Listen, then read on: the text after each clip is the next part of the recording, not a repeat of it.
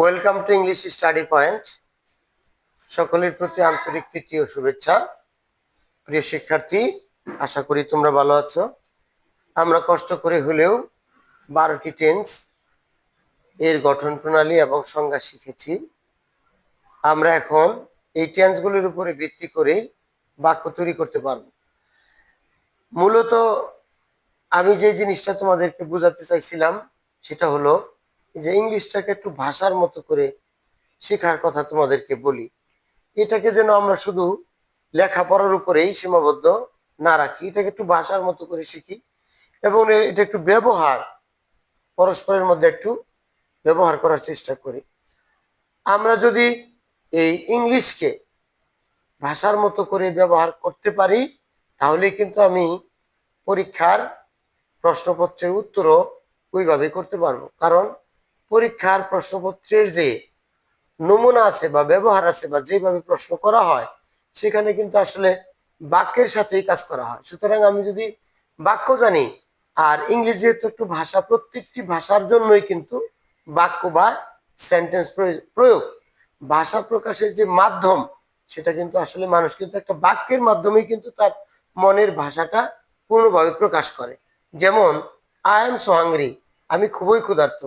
এই কথাটা আমি যাকে বলবো সে যদি বুঝে ইংরেজিটা তাহলে কিন্তু সে, যদি বলি আই এম হাংরি, সে আমার কথাটা যতটুকু গুরুত্ব দিবে তার চেয়ে যদি বলি I am so hungry, I am so hungry, তাহলে কিন্তু সে কথাটা আরো গুরুত্বের সাথে বিবেচনা করবে যে আমি খুবই ক্ষুধার্তের কথাটা তাকে বোঝাবার চেষ্টা করছি। সো প্রিয় শিক্ষার্থী, আসো আমরা আসলে ভাষাকে প্রকাশের যে মাধ্যম, যে বাক্য, যে বাক্যের মাধ্যমে আমাকে ভাষাটা বলতে হয়, ওই বাক্য সম্পর্কে আজকে আমরা শিখবার চেষ্টা করব।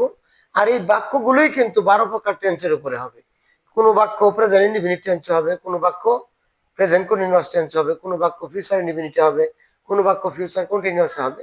আসলে কিন্তু পুরাটা ভাষাই কিন্তু একটা বাক্যের সংমিশ্রণ, বাক্য দিয়েই কিন্তু ভাষাটাকে প্রকাশ করা হয়।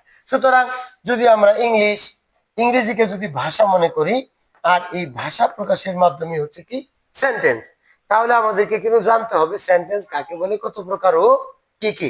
আমরা কিন্তু তোমাদেরকে সেন্টেন্সের অংশ শিখাইছি, যে সেন্টেন্সের দুটি অংশ আছে, সাবজেক্ট এবং প্রেডিকেট, বা সেন্টেন্স গঠনের কথাও কখনো কখনো টেন্সের ভিতরে তোমাদেরকে বলেছি যে subject plus verb plus object. তাহলে আজকে আসো সেই কাঙ্ক্ষিত সেন্টেন্স, সেই কাঙ্ক্ষিত বাক্য সম্পর্কে আমরা বিস্তারিত শিখবার চেষ্টা করি। প্রিয় শিক্ষার্থী, এই সেন্টেন্স পড়ার জন্য কয়েকটি ক্লাস তোমাদের জন্য প্রয়োজন হবে। আমি কিন্তু তোমাদেরকে শুধু সেন্টেন্সই নয়, এবার সেন্টেন্সের ফর্ম চেঞ্জ, অর্থাৎ একটি বাক্য আরেকটি বাক্য কিভাবে পরিবর্তন হয় সেগুলো নিয়েও কিন্তু বিস্তারিত আলোচনা করার চেষ্টা করব। আর তোমরা যারা স্টাডি করছো, পড়ালেখায় আছো, যারা 6-7-এ পড়ো, তাদের মানবন্টন নিয়ে ইনশাল্লাহ আগামী ভিডিওতে আমরা বসবো, আগামী ক্লাসেই তোমাদেরকে দেখাবো যে তোমার পরীক্ষার মানবন্টনটা কেমন, 6-এর কেমন, 7-এর কেমন, 8-এর কেমন। অবশ্যই কিছু কিছু মিল আমাদের রয়েছে। তুমি 1 নং প্রশ্ন উত্তর কিভাবে করবা, 2 নং প্রশ্ন উত্তর কিভাবে করবা, এটা কিন্তু আমরা তোমাদেরকে দেখাবো। তো যাই হোক, কথা আর না বাড়িয়ে আসো আমরা শুরু করি আজকের ক্লাস। সেন্টেন্স কাকে বলে, সেন্টেন্স কত প্রকার ও কি কি। আজকের ক্লাস সেন্টেন্স, সেন্টেন্স কাকে বলে, কত প্রকার ও কি কি। তো সেন্টেন্স হচ্ছে মানুষের মনের ভাব প্রকাশের মাধ্যম।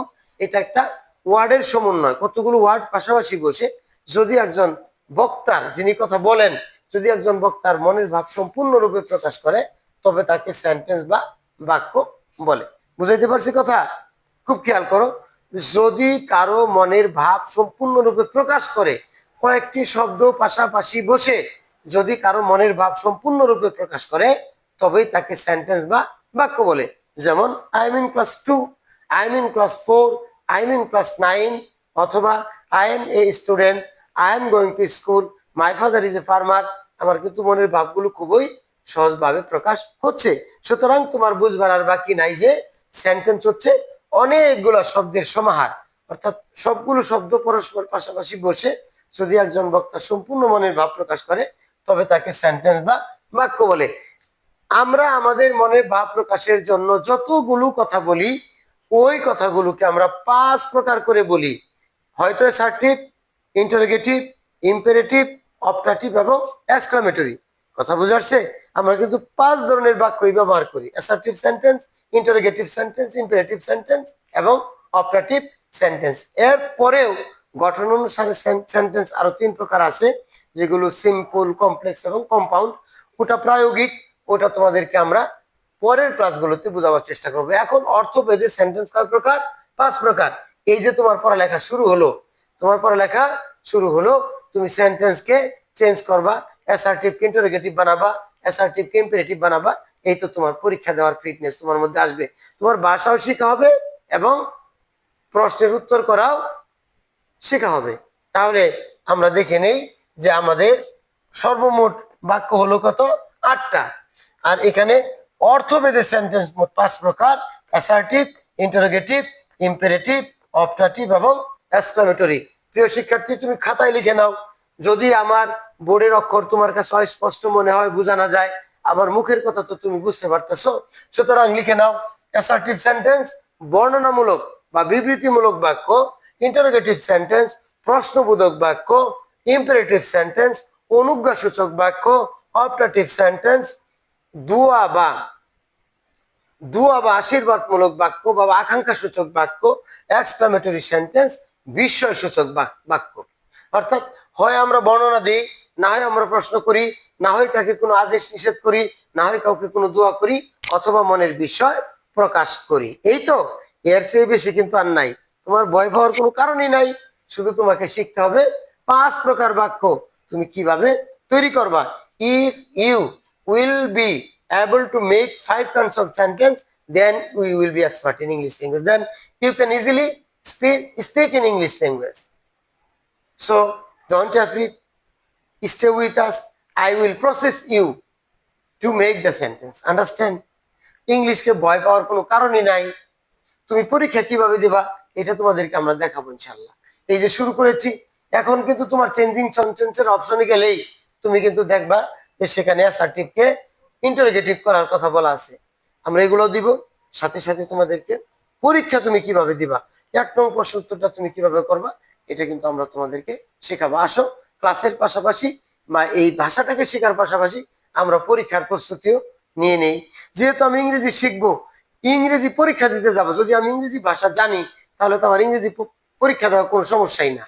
ধরো আমাকে লেটার লিখতে বলছে, যেই লেটারটা আমি বাংলায় বলতাম: প্রিয় বাবা, আমার সালাম নিও, আশা করি তুমি ভালো আছো, আমার বই কেনার জন্য 2000 টাকার দরকার, টাকাগুলো পাঠিয়ে দাও। আমি যদি ইংরেজি ভাষাটা জানি তাহলে কিন্তু আমি স্মুথলি বলতে পারবো: my dear father, take my সালাম, I hope you are well, I need 2000 taka to buy new books, so send me the money as early as possible. আমি কিন্তু ইংরেজিতেও বলতে পারবো, আমি পরীক্ষাও দিতে পারবো যদি আমরা এই ভাষাটা জানি, তাই না? তুমি ভাষা শিখো আগে, তারপরে তুমি পরীক্ষা দিবা। সুতরাং পরীক্ষার জন্য ইংলিশ শেখার দরকার নাই, তুমি ভাষা শেখার জন্য ইংলিশ শিখো, তাহলেই তুমি পরীক্ষা দিতে পারবা। তো আসো, আমরা কি করব, এখন এই 5 প্রকার বাক্যের সংজ্ঞাটা সুন্দর করে শিখবো, গঠন প্রণালীটাও সুন্দর করে শিখবো, তারপরে সার্টিফিকেট কিভাবে ইন্টারোগেটিভ করা হয় ওই প্রসেসগুলো তোমাদেরকে শিখাবো। তোমাদের কিন্তু পরীক্ষা এগুলো আসবে, চেঞ্জিং সেন্টেন্স কিন্তু আসবে। তো প্রিয় শিক্ষার্থী, তুমি দেখে নাও সেন্টেন্স 5 প্রকার: অ্যাসার্টিভ, ইন্টারোগেটিভ, ইম্পারেটিভ, অপটাটিভ এবং এক্সক্লামেটরি। তোমার খাতাটা নিয়ে তুমি লেখো, দেখো তোমার কত সুন্দর একটা পাঠ দাঁড়িয়ে যায়। তুমি প্রশ্ন লেখো, সেন্টেন্স কাকে বলে, কত প্রকার ও কি কি, তাহলেই তুমি একটা পূর্ণ লেসন আজকে পেয়ে যাবে। তো প্রিয় শিক্ষার্থী, লেখাপড়া করতে থাকো প্রতিদিন। তোমার যেন স্কুল অ্যাবসেন্ট না হয়, তোমার যেন প্রতিদিনই ক্লাসের পড়াগুলো তুমি যেন দৈনিক শিখে যাও। এগুলো কিন্তু কিছু ছাত্রদের কিছু নিয়ম কানুন মেনে চলতে হবে। আর সবচেয়ে বড় কথা হলো, এত বিনোদন, বিনোদন অ্যাভয়েড করতে হবে। এত বিনোদনের সাথে থাকা যাবে না। এই টিকটক, ইউটিউবের মধ্যে এই সেই অনেক কিছু, এত কিছু করা যাবে না। ওগুলো তো ক্ষণিকের জন্য। তুমি যে একটা টিকটক দেখলা কয়েক সেকেন্ডের জন্য, কয়েক মিনিটের জন্য, এটা যেরকম তোমার মোবাইলের স্ক্রিনে মিলিয়ে গেল, তোমার জীবন থেকেও কিন্তু সেটা শেষ হয়ে গেল। সুতরাং তোমাকে শিখতে হবে, পড়তে হবে, মানুষের মতো মানুষ হইতে হবে। বিনোদন কমায় দাও, বিনোদন কমায় স্টাডি করো। বইও কিন্তু তোমার একজন বন্ধু। তোমার ফেসবুকে একজন বন্ধু আছে, বা তুমি একজন একটা কাউকে ফলো করো, তুমি একটা বইকে ফলো করো, দেখো বই তোমাকে অনেক জ্ঞান দিবে। এবার ক্লাস 10-এ যে বুকস কবিতাটা আছে ওটা আমি পড়ে দেখলাম যে আসলে বই কত কিছু মানুষের জন্য দিতে পারে।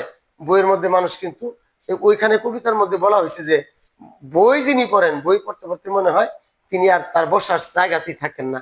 তুমি তিনি প্রকৃতির সাথে বা তার ওই চিন্তাধারার সাথে বইয়ের পাতার সাথে তিনি মিশে যান।